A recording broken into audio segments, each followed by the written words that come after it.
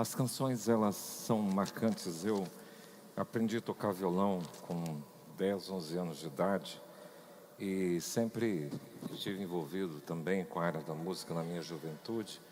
Eu coloco na minha mente até hoje muitas mensagens que eu aprendi. E esta canção que acabamos de declarar, ela fez parte de um momento meu e da minha casa, da Neia. A Neia teve um câncer na tireoide e nós tínhamos que fazer a cirurgia. Ela depois teve que fazer iodo e a gente viu Deus agindo em todo o tempo. E essa canção fez parte da nossa vida num período, há uns 4, 5 anos atrás. Se Deus fizer, Ele é Deus. Se Ele não fizer, continua sendo Deus. Novamente hoje, nós estamos como IPI de Dourados em luto pelo falecimento do Márcio Guedes. O Márcio é conhecido como Guedes, né? Ele teve uma luta intensa nos últimos dias com relação ao câncer. No sábado à tardezinha, eu saí de um casamento, passei lá no hospital do coração. Ele estava ainda lúcido, conversando, mas logo em seguida ele já foi para a UTI. E hoje veio a óbito. Amanhã vai ser o culto fúnebre às 8 horas ali, onde era o antigo objetivo, de trás do Santa Rita. Então você que é membro e você que conhece a família, a Rita e do Renato Farinha, conhecido, a Graziella, irmã da Rita, são irmãos do Márcio. Então que Deus esteja consolando o coração. Vamos orar. Pai, a gente não gosta de viver esses momentos assim, mas eles fazem parte da nossa história. E nós queremos pedir o consolo do Senhor sobre esta casa. Obrigado pelos anos que o teu filho viveu, pela sua esposa, suas filhas, e mãe, irmãs e toda a família dele. A tua palavra diz que o Senhor deu, o Senhor tomou, bendito seja o teu nome. Que o Senhor possa trazer o conforto, Espírito Santo, a esses corações enlutados. Nós oramos em nome de Jesus. Amém. Quero convidar você a abrir sua Bíblia no segundo livro de Reis, capítulo 20, versículo 1 até o 7. Segundo livro de Reis, 21 até o 7. O texto bíblico diz o seguinte: naqueles dias Ezequias adoeceu de uma enfermidade mortal, e veio ter com ele o profeta Isaías, filho de Amós, e lhe disse: assim diz o Senhor, põe em ordem a tua casa, porque morrerás e não viverás. Então virou Ezequias o rosto para a parede e orou ao Senhor, dizendo: lembra-te, Senhor, peço-te, de que andei diante de ti com fidelidade, com inteireza de coração, e fiz o que era reto aos teus olhos. E chorou muitíssimo. Antes que Isaías tivesse saído da parte central da cidade, veio a ele a palavra do Senhor, dizendo: volta e dize a Ezequias, príncipe do meu povo: assim diz o Senhor, o Deus de Davi teu pai, eu ouvi a tua oração e vi as tuas lágrimas. Eis que eu te curarei. Ao terceiro dia subirás à casa do Senhor, e acrescentarei aos teus dias 15 anos, e das mãos do rei da Síria te livrarei, a ti e a esta cidade, e defenderei esta cidade por amor de mim e por amor de Davi, meu servo. Disse mais Isaías: tomai uma pasta de figos. Tomaram-na e a puseram sobre a úlcera, e ele recuperou a saúde. Você sabe o que é procrastinação? Procrastinar é deixar sempre para frente, para amanhã, uma coisa que você deveria resolver hoje. As pessoas que são procrastinadoras são aquelas pessoas que empurram para depois, que deixam sempre para diante. E isto é um problema sério, porque tem coisas que precisam ser alinhadas, resolvidas agora.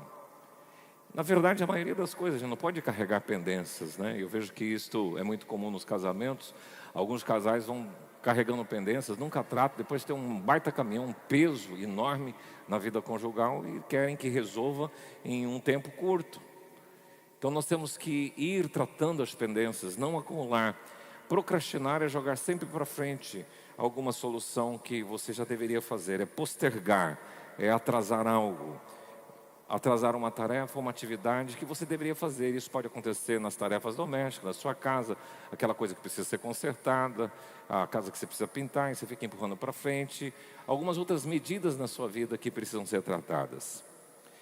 Esse texto aqui nos apresenta um rei chamado Ezequias, e esse rei, ele governou 29 anos em Judá.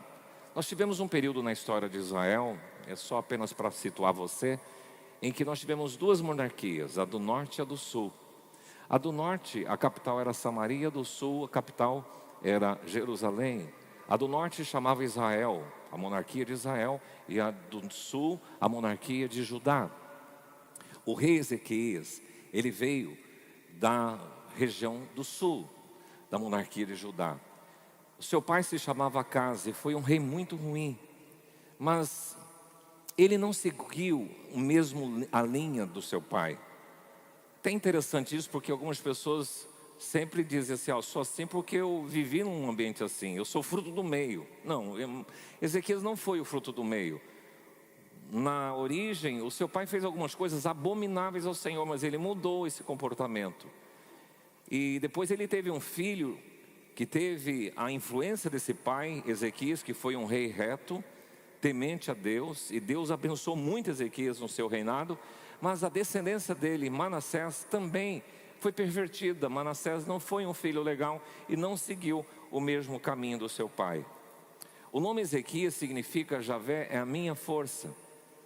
Ele começou a reinar com 25 anos e reinou 29 anos. Mas quando ele tinha, então, 39 anos, basicamente, ele recebeu uma notícia de um profeta que chegou lá no palácio dele e disse: Ezequias, Deus está me dizendo que você tem que colocar em ordem a sua casa, porque amanhã você vai morrer, amanhã morrerás. E o texto bíblico que nós lemos diz que Ezequias chorou bastante, e ele orou ao Senhor, virou para a parede o seu rosto e buscou em Deus. Falou: por favor, Senhor, eu tentei levar uma vida na tua presença, com fidelidade, com obediência, e agora eu recebo essa notícia horrível. O profeta Isaías, ele sai e antes de chegar na sua casa, Deus diz: volta e diga a Ezequias que eu lhe darei mais 15 anos de existência. E assim, o texto bíblico diz que foi feito um emplasto de pasta de figo e colocado na úlcera. Então era um tumor, uma ferida, e Ezequias foi curado e viveu mais 15 anos. Pois bem, essa é uma história, e eu queria pensar com você sobre essa temática antes que seja tarde. Há um versículo do Salmo 80, numa tradução, a mensagem, que diz assim: ouve, ó pastor de Israel, e ajunta todas as ovelhas de José, lança raios de luz no seu trono deslumbrante, ou do teu trono deslumbrante, para que Efraim, Benjamim e Manassés possam ver onde estão indo. É hora de sair da cama, já dormiste o bastante, vem correndo, antes que seja tarde. Essa expressão, antes que seja tarde, quer dizer, antes que as coisas compliquem, antes que as coisas piorem, antes que o desfecho da sua vida venha. Então, antes que seja tarde, você precisa tomar medidas. Isso que foi visto na semana passada, pastor Rubens, antes que seja tarde, você tem que se preparar para te encontrar, você tem que preparar para se encontrar com o Senhor teu Deus. Antes que seja tarde, você precisa fazer as pazes com Deus. Tem gente que está procrastinando, esperando para o momento lá na frente, quando aposentar, quando a vida estiver em ordem, para alinhar algumas coisas, servir a Deus e fazer algumas coisas. Então, antes que seja tarde, toma atitude, toma atento hoje. E essa história do rei Ezequias pode ajudar você, como tem ajudado a mim, a nortear e a orientar e até advertir da forma como você tem vivido. Então vejamos algumas coisas desse texto. Primeiro, antes que seja tarde, reconheça a sua vulnerabilidade. O cara aqui era rei, mas ele foi acometido de uma doença mortal. Tem muita gente que pensa que, eu aceitei Jesus, eu me converti a Jesus, eu levo a minha vida toda regradinha, eu estou assim com Deus lá no céu. Portanto, as coisas ruins não vão acontecer na minha vida. E Ezequias é a prova incontestável de que você é vulnerável. Eu e você somos suscetíveis a todo tipo de contingência da vida humana.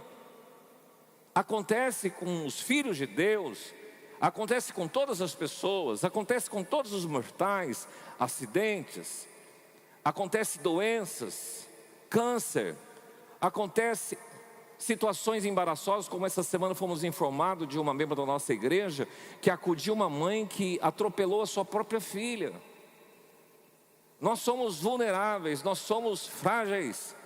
E é isso que Ezequias, apesar de ser rei, ele foi acometido de uma doença mortal, de uma enfermidade mortal. Então todos nós estamos sujeitos às contingências da vida. O pecado, desde que entrou na história da humanidade, ele nivelou todos vocês e todos nós somos suscetíveis a isso. A vida é frágil, você é suscetível, você é frágil e você precisa reconhecer a sua vulnerabilidade e a sua dependência de Deus. John Stott foi um grande pregador, morreu há uns 3 anos atrás, e ele escreveu um livro sobre os hábitos de um discípulo, e ele disse que uma coisa importante na vida de um discípulo é ser dependente, porque ele na sua velhice, ele caiu, quebrou o fêmur, e ele ficou totalmente dependente das pessoas, e ele entendeu que é característica, é um sinal do discípulo de Jesus ser dependente. A vulnerabilidade mostra a nossa dependência de Deus, a nossa vulnerabilidade depende das pessoas. Quantas pessoas estão num leito acamadas e sendo lavadas por outras pessoas, sendo alimentadas por outras pessoas? Então por que tanta arrogância? Para que tanta ostentação? Para que tanta soberba? Antes que seja tarde, reconheça que você é vulnerável, frágil. Tem um personagem na Bíblia chamado Naamã. Ele era capitão do exército sírio. E de repente uma menina que foi levada lá para o país dele, que era cristã, ela apresentou a ele um profeta, porque ele tinha uma doença, lepra. E eu me recordo que alguns anos atrás eu fiz uma mensagem nesse sentido: herói de guerra, porém leproso. Rei em Judá, porém acometido de uma doença mortal. Em segundo lugar, antes que seja tarde, saiba lidar com as más notícias. Porque você imagina o profeta bater na porta da sua casa, no versículo 1 do capítulo 20, aí diz: assim diz o Senhor. Isaías apareceu lá e disse: assim diz o Senhor, põe em ordem a tua casa, porque amanhã você vai morrer. Eu confesso que na lida pastoral a gente já teve algumas situações muito embaraçosas, né? E é sempre uma expectativa da família, mas esses dias atrás eu trouxe uma mensagem aqui sobre essa questão de se preparar para morrer, porque a maioria das pessoas não está preparada para morrer, não no sentido só espiritual, mas nem no sentido material. Não preparou um Pax, não preparou um jazigo, não preparou o seguro, não preparou nada. Ela não passou a senha para o seu cônjuge, não conheceu a vida financeira, como é que está, deixou tudo arrumadinho. É isso que é falta de preparo. E aqui a gente não quer nem tocar nesse assunto, mas agora o profeta chega e confronta um rei, e ele tem que parar diante dessa triste notícia e realidade e reagir. Como você reage diante das más notícias? Então, antes que seja tarde, aprenda, saiba lidar com as más notícias, porque elas vão aparecer. Eu não gosto de receber ligações de madrugada. Eu também não gosto de ir na casa das pessoas de madrugada. Mas os pastores comumente fazem isso. São más notícias. Eu me recordo de uma irmã dessa igreja que estava grávida, com 3 meninos e um agora no ventre. E o marido dela tinha sofrido um acidente de caminhão lá na região de São Paulo. E nós tínhamos que ir lá dar essa notícia para ela. Então, antes que seja tarde, você tem que estar emocionalmente preparado para enfrentar as más notícias. Ele recebeu uma advertência e um veredito: põe em ordem, porque você vai amanhã morrer. Que recado chato de transmitir. Natã, um profeta, também chegou diante do rei Davi, que tinha pisado na bola com o seu pecado, e ele: você é esse homem pecador. ele foi portador de uma má notícia para um grande rei em Israel, que foi Davi. E a detalhe é como é que você reage diante da má notícia. Davi reagiu muito bem. Ele podia falar: quem é você para me afrontar? Ele diz: realmente pequei contra Deus. Aqui Ezequias chora: eu queria viver mais. Deus, eu queria que o Senhor olhasse para a minha história. Eu tentei andar na tua presença, por favor. A Bíblia diz que ele chorou muitíssimo e orou ao Senhor. Como você reage diante das más notícias? O motor do teu carro fundiu, houve um acidente, uma pessoa querida morreu, essa enfermidade é grave, é um problema, são poucos dias de vida. Quando você recebe uma má notícia, você foi demitido, o seu cônjuge foi demitido, chega em casa e agora como é que vai ser? Você não passou no vestibular, é uma má notícia. Então tem N más notícias. A lavoura perdeu, o sol está muito forte, o soja não está crescendo. Como você reage diante da má notícia? Eu tenho visto esses dias uma reportagem de que, por ter esse mundo cheio de informação, e a gente está sabendo tudo o que está acontecendo in time, em Israel, nós estamos sabendo na Ucrânia, nos Estados Unidos, na Argentina, quem ganhou a eleição, nós sabemos muito rapidamente isso. E as más notícias, elas deprimem ou elas alegram o nosso coração? Muitas pessoas deprimidas porque ficam escutando más notícias. Eu sou da época do Gil Gomes, lhes diz bom dia.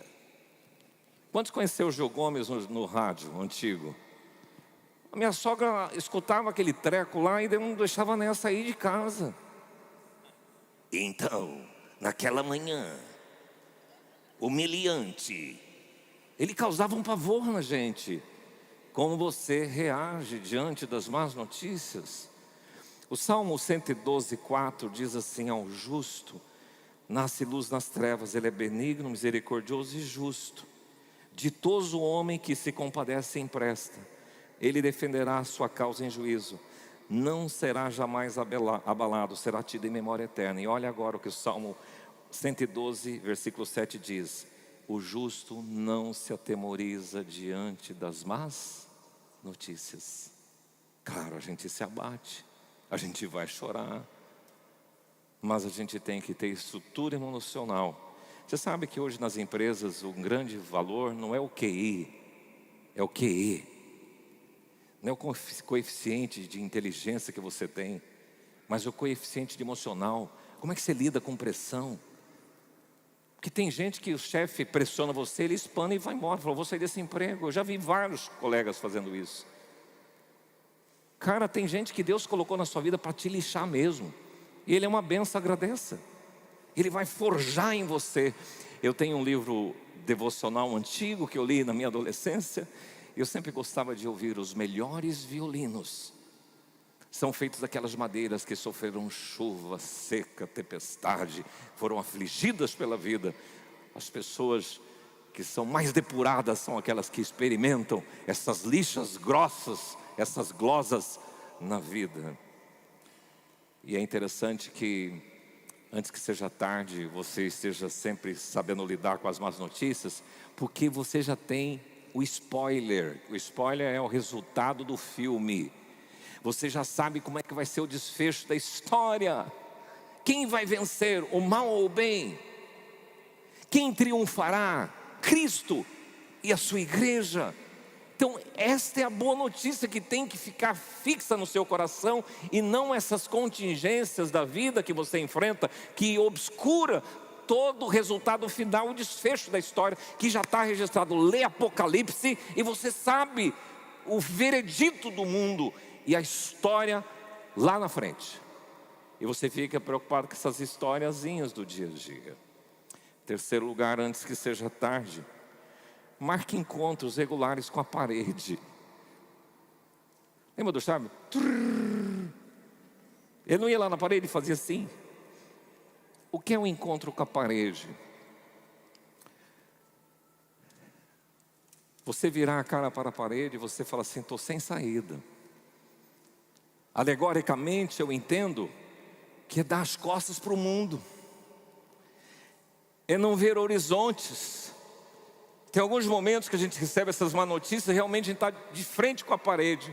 Eu conheci um pastor que eu respeito muito, o pastor Messias Anacleto Rosa, e ele é uma referência ministerial para a gente. Hoje já está bem idoso, com uma mal de Parkinson, mas ele disse assim que ele tinha uma vida ministerial muito agitada, até que um dia Deus o colocou na horizontal. Ele ficou com uma enfermidade e passou alguns dias na cama. Ficar na horizontal, você olha só o teto. E eu me recordo, na minha infância, sempre ficar olhando o estuque da casa, que hoje é laje, e a gente ficava olhando as ranhuras, e eu conhecia marca de telhas, porque em algumas casas que eu morei não tinha cobertura, não tinha forro, e eu sabia, lá em Três Lagoas tinha fábrica de telhas, lá em tal lugar, eu conhecia. E quando você está na horizontal, você fica olhando verticalizadamente. Então quando as pessoas estão no horizontal, elas verticalizam, elas olham mais para Deus. E tem alguns momentos que você precisa exercitar o encontro com a parede. Quando você não tem caminhos, quando você não vê horizontes, quando você se sente sem rumo, e aquele sentimento de estar sozinho na situação, na parede.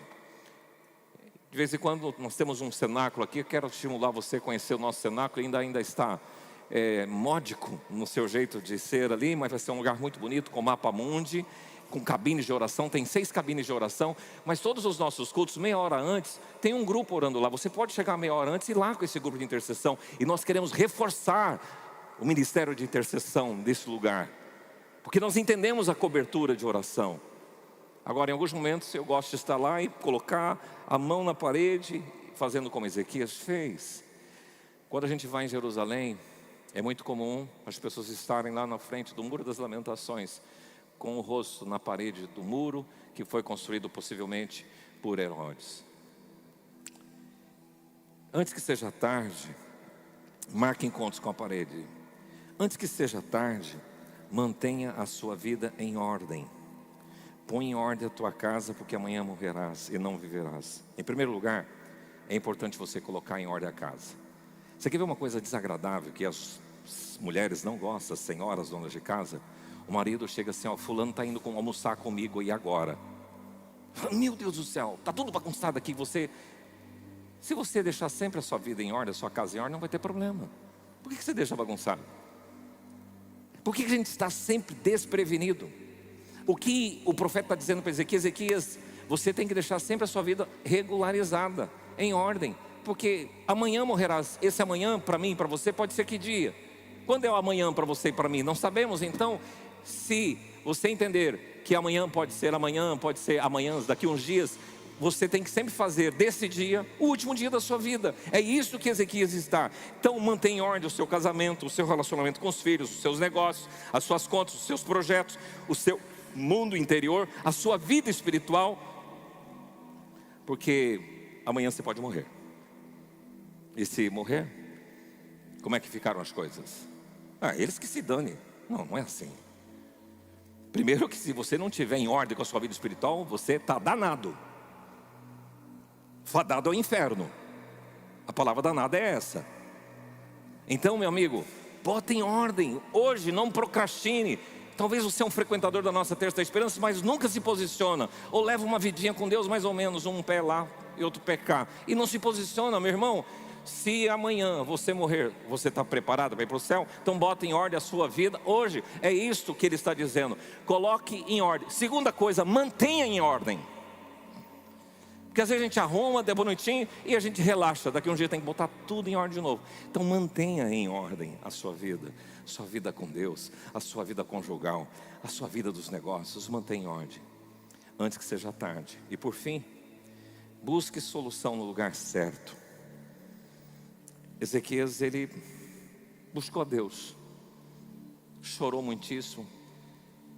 Ele não foi falar lá para outro lugar. Inclusive ele viveu um momento muito difícil, porque a Síria estava invadindo Israel e fez um monte de ameaça. E ele recorreu sempre ao profeta Isaías. E esse profeta Isaías aparece agora para ele, para dar esse veredito ruim. Então, meu amigo, saiba a quem recorrer. Procure gente que teme a Deus, procure a Deus. E essas pessoas vão ser instrumentos. O Isaías foi instrumento. E se você for ler o texto bíblico, você vai ver que Deus fez coisas lindas. Então Ezequias pediu ao Senhor. E antes que Isaías tivesse saído da parte central da cidade, veio aí a palavra dizendo: volta. E diz o Senhor, o Deus de teu pai Ezequias, Davi: ouvi a tua oração, vi as suas lágrimas. Eu gosto desses dois verbos, ouvi e vi. Diga para a pessoa que está ao seu lado: o Senhor Deus é um Deus que vê e ouve. Ouvi e vi. Que coisa linda. Deus conhece o meu choro. Deus conhece e ouve as suas orações. Obrigado, Senhor, por isso. Então ele se humilhou. Por isso que quando você se achega confiadamente junto ao trono da graça, você vai receber misericórdia e achar socorro em ocasião oportuna. Agora, olha que coisa linda. Deus curou ou não Ezequias? Sim ou não? Sim. Mas por que ele usou pasta de figos? Para ser emplasto na úlcera. Deus não anula a medicina. Foi uma terapia que é usada aqui. Deus pode curar sem remédio? Pode. Mas Deus pode usar a medicina para também ser instrumento de cura.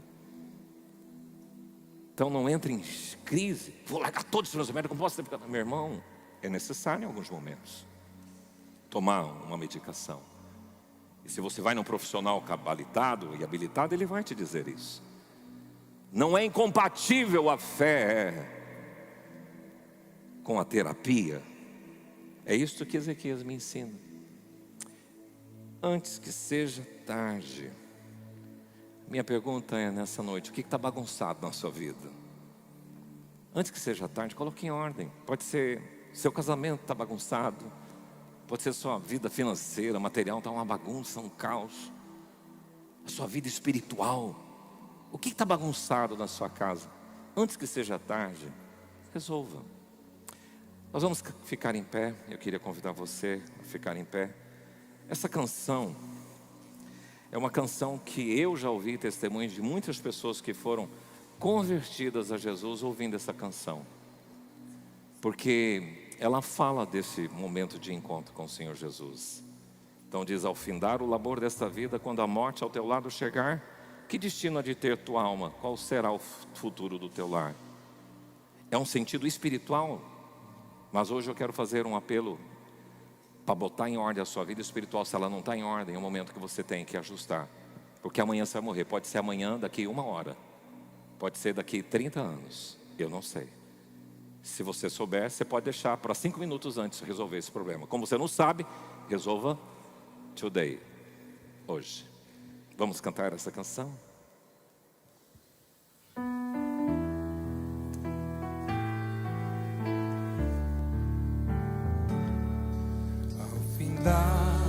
O labor dessa vida, quando a morte ao teu lado chegar,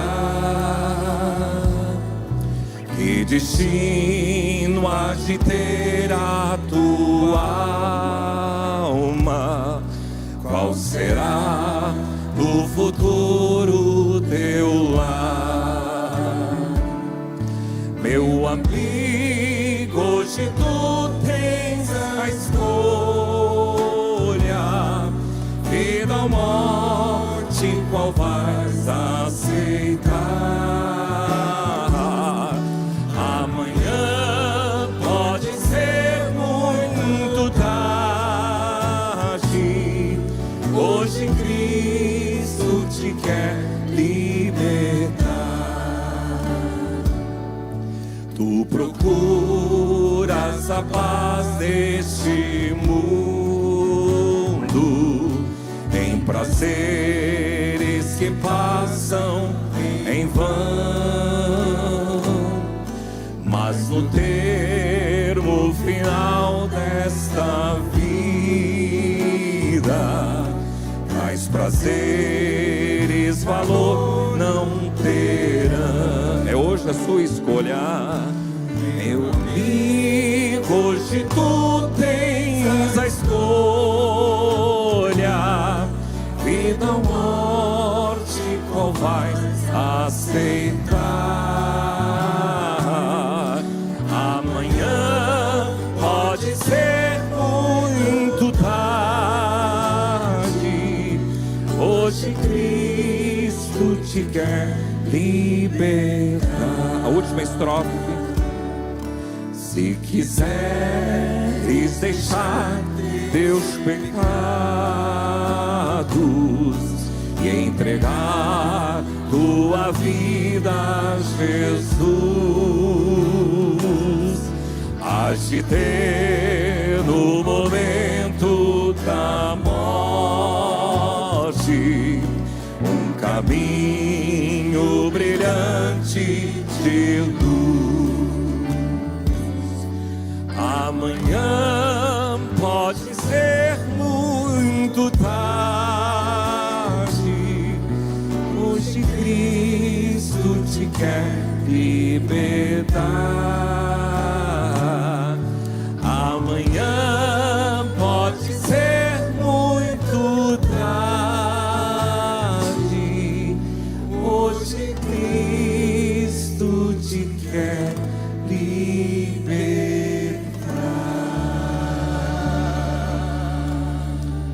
Quero fazer um convite a você que tem alguma coisa para colocar em ordem.